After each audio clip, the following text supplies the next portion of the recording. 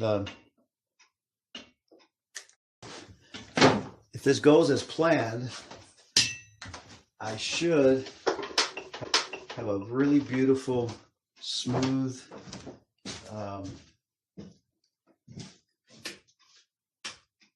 oops, it takes a minute to.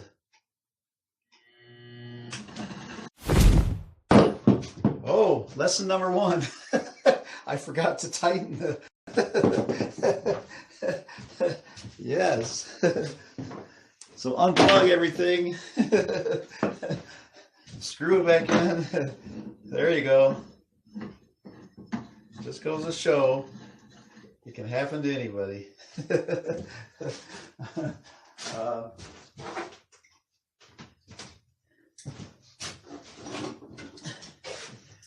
I don't have the actual tool for the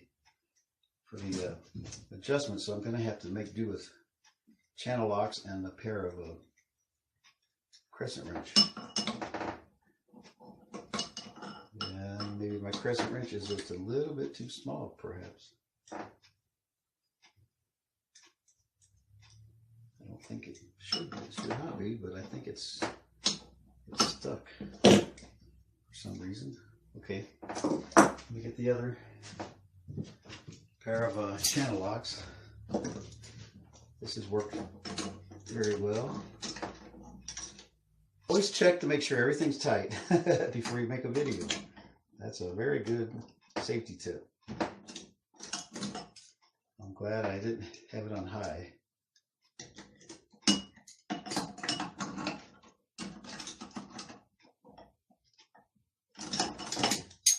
All right, let's try it again. And I also need to clamp it down because I do not have it on the, I don't have it screwed into the table, so I have to clamp it down.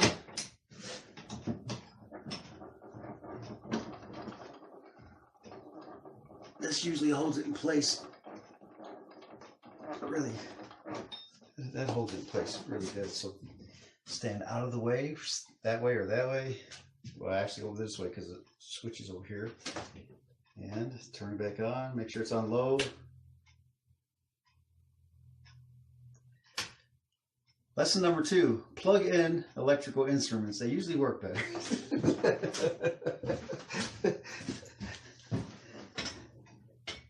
If you're going to work on them, unplug them.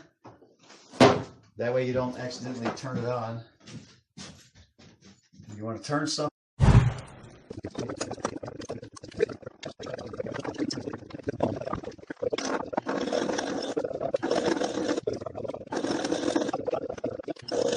Right about there, maybe. Let me just test it to make sure it's not hitting anything. Actually, the way to test it, lesson number 3, you can spin this. So you make sure it's not hitting the tool rest. That seems to be fine.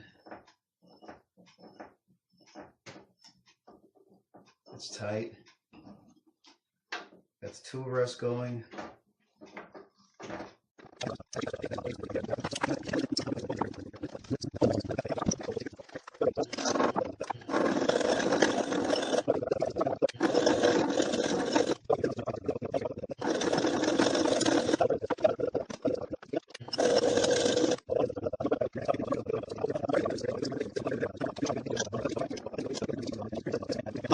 That. All of these marks, it's not the wood's not cracked. That's bandsaw marks where I did relief cuts, and so that's what we're going to get rid of. We gotta.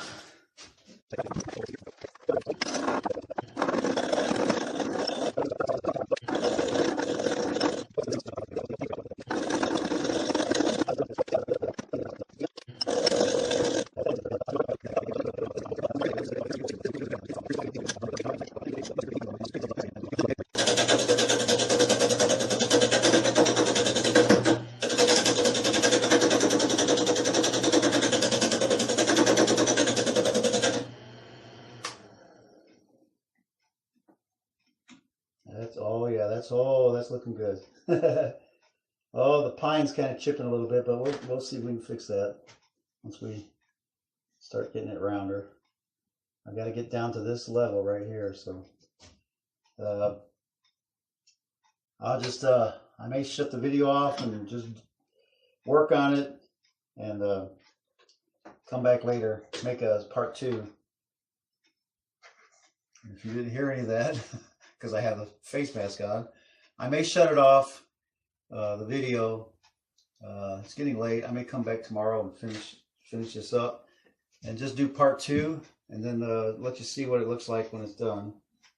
It's going to take a little bit of work to actually get this round and roughed out. So, but this part is going to be great. That's the pine, has a knot in it. I'm hoping it doesn't chip out. This is experimental, but I'm having fun. And it's going to be some cool art.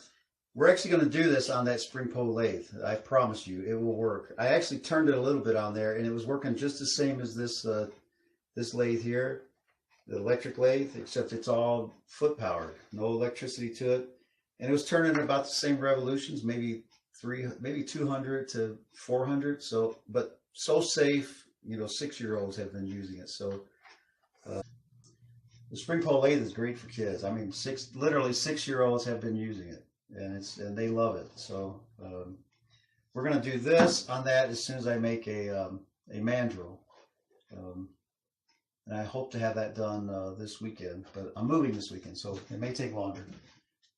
Anyway, I'm going to shut this one off, and we will pick it back up later and part 2.